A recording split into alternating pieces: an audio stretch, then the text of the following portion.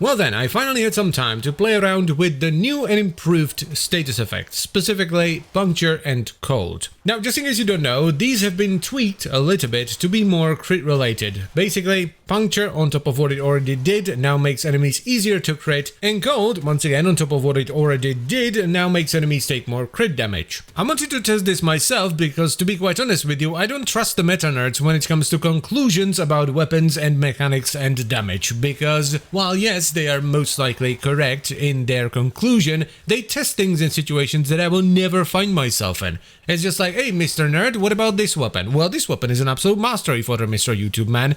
Intriguing. What makes you say that, Mr. Nerd? Well, Mr. YouTube Man, you see, once you take it to level 9999, it will barely kill things. That kind of information has zero value to me, because I don't fight level 9999 enemies. The highest I go is around 1000 when I'm doing the circuit, and in the circuit, I'm boosted by a bunch of degrees, so it doesn't matter. So I just wanted to test it in Steel Path, on the star chart and see how it goes. At first, I wasn't quite sure which weapon to pick, but after a while I landed on the Corinth Prime, as I thought a puncture-based weapon that has enough crit to run hunter munitions would probably be the best for the new status effects. Because it allows you to proc Puncture and Cold very quickly, because it's a shotgun with relatively high status chance, while still allowing you to get Slash from hunter munitions. So for the baseline, we're gonna use my build that I use on the Corinth, which you just saw, and it's a solid enough build that doesn't run faction mods, but it still kills most enemies in Steel Path with just a single shot and then a tick or two of Slash. The thing I like about this setup is that it's simple, it doesn't require a specific pet or Warframe, I don't have to faff around with faction mods, it just works and it's fun to use. Now, the first thing I tested was just a straight up Puncture and Cold setup with nothing else. I didn't expect much from this, and I was just as disappointed as I expected to be, as just pure Puncture and Cold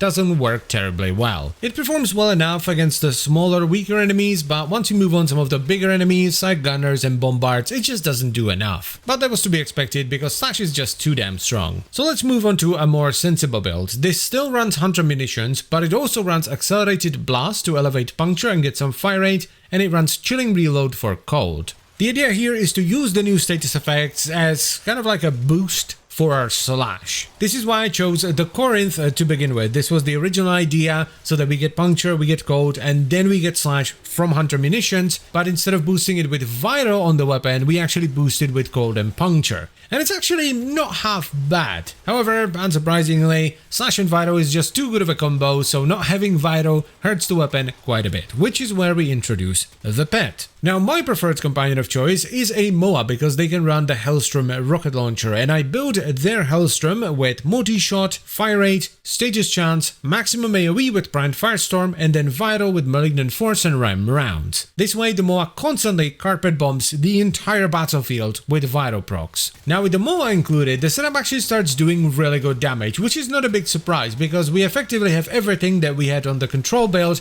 but we also have more Puncture and Cold for better crits. The main issue I have with this setup is that it's pretty unreliable. Relying on a companion to proc a vital status effect on the enemy just doesn't feel good. So in the end, after all this testing, I actually ended up going back to the control build on the Corinth, and I switched the Moa's weapon to proc Cold. And I did this by swapping the weapon from the Hellstrom to the Verglas, which is a Cold-based beam weapon. And out of everything that I did, this performed and felt the best. And that's very good, because for me, feel is very important. I'm not gonna use a weapon that does infinite damage if it feels horrible. So for me, for the kind of content that I do, the best way to utilize these is to actually just not use them on my main weapons, but instead use them on a companion for a nice boost of damage. Now, another benefit of running Cold on a companion, and maybe even Puncture if you run a different weapon, is that it boosts your galvanized status mods, as they do more damage against the enemies the more status effects they have on them. So all in all, this was a pretty fun experiment that yielded good results. I know that for me and the kind of content that I do, which is,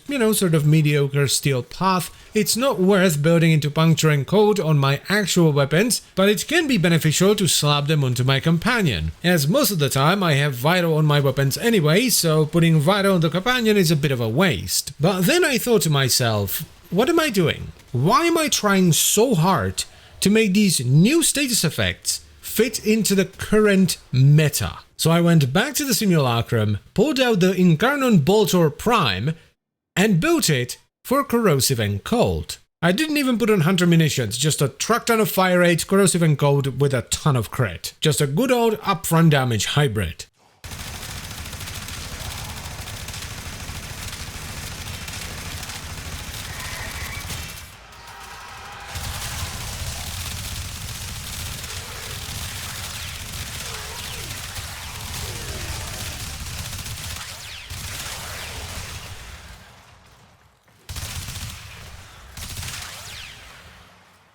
I cannot even begin to explain how happy I was when I realized that this actually does really good damage. Because despite the fact that most of my weapons are built for Vital and Slash, I really don't like it. I was one of the many people that stubbornly stuck to Corrosive and Heat way back in the day when everyone started switching over to Vital and Slash, because I just don't like damage over time that much. I think it's way more fun to do upfront damage. I mean, this, even though I am pretty sure that it doesn't perform as well as a Hunter Munitions Vital setup, is way more fun. Ridiculous fire rate with big crits is just better.